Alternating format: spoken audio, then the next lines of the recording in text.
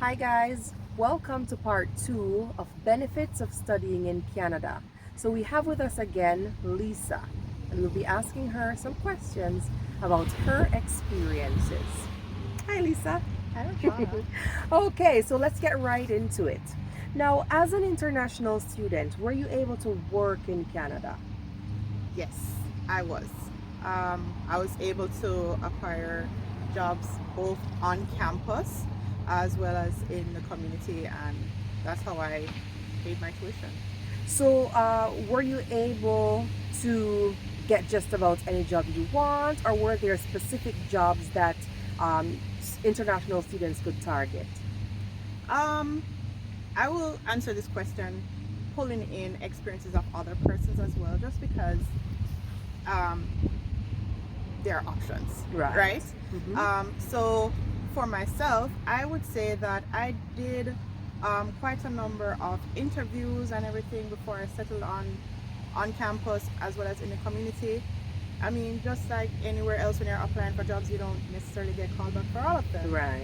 Um, but I know that there are persons that were able to even secure full-time jobs, right? So it's really about your qualifications, how you're able to advocate for yourself when you're on these interviews. But there are options. You can work with persons within the community. They're Mm-hmm. willing to work with international students as long as you're qualified. Right. So, as an international student, how receptive were the employers? Knowing that you can only work 20 hours per week, were they willing to hire international students with that stipulation? And that's where the part comes in about depends on your qualifications, right? Um, I know persons that went into companies that work from the 8 to 4, which usually be your student hours. So and they got hired. So it's really about, okay, how you present yourself on these interviews. Are you qualified for the job? Mm-hmm. I find that they are willing to hire as long as you meet what they need. Okay.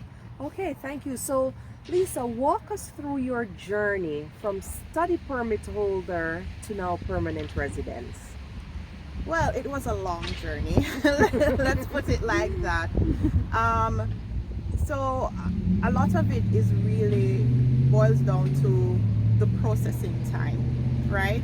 I think that if you're able to follow the sites and follow the instructions on those sites about what is required and you put in your application, it should be just about okay, that's the easy part, submitting it.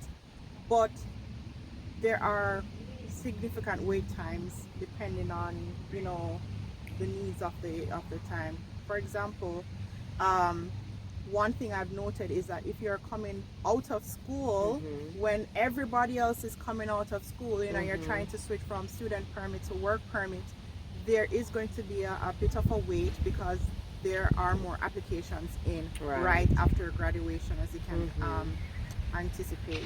Mm-hmm. Um, but I will still say, it gets through in quick enough time that it doesn't affect your ability to start working and everything. Okay.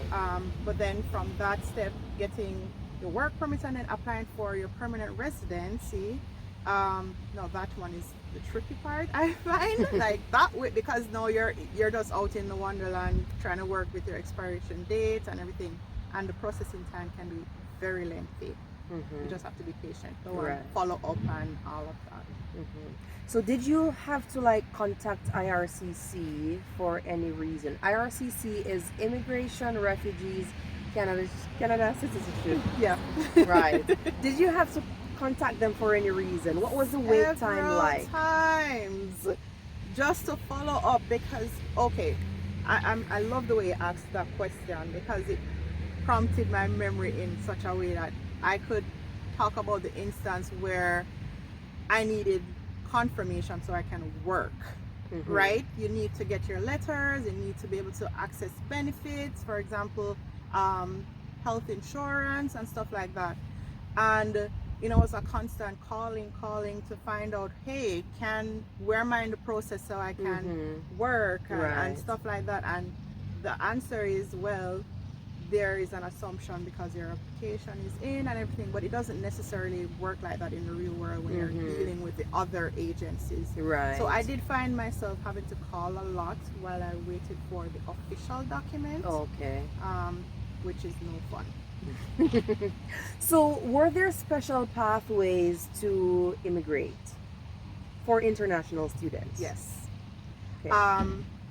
There are several ways, and I can tell you in the short time that I've been here, there have been so many. I believe I used the provincial nominee process when I was coming back in, when I was coming to, it was 2018 that I actually submitted my application. But it has since changed. Like before my application was in, they were already introducing a new way. So my suggestion would be Google and see what the new way is. You know, no matter what somebody tell you, like, oh, I use provincial nominee, like I'm doing now, it's probably irrelevant. So Google and see what is there now. Okay, awesome. So, Lisa, give someone an advice. Someone out there is watching this program and wants to, study in Canada. What advice would you give to that person? I would say take the leap, but ensure that you are having support and resources available to you, whether it's locally or overseas. But make sure you have persons that you can talk to, and visit the international office at your school so that they can point you in the direction of the resources that you need, because there's always a resource for anything at all that you need. Just take the leap. Awesome. Thank you. There we have it. Lisa's experience as an international student in Canada. We hope that you benefited from this experience that Lisa shared with us. Thank you, Lisa. Thanks. Please subscribe, like, and comment to Chat with Rush.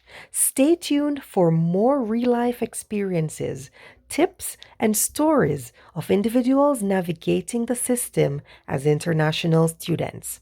Until then, Chat with Rush.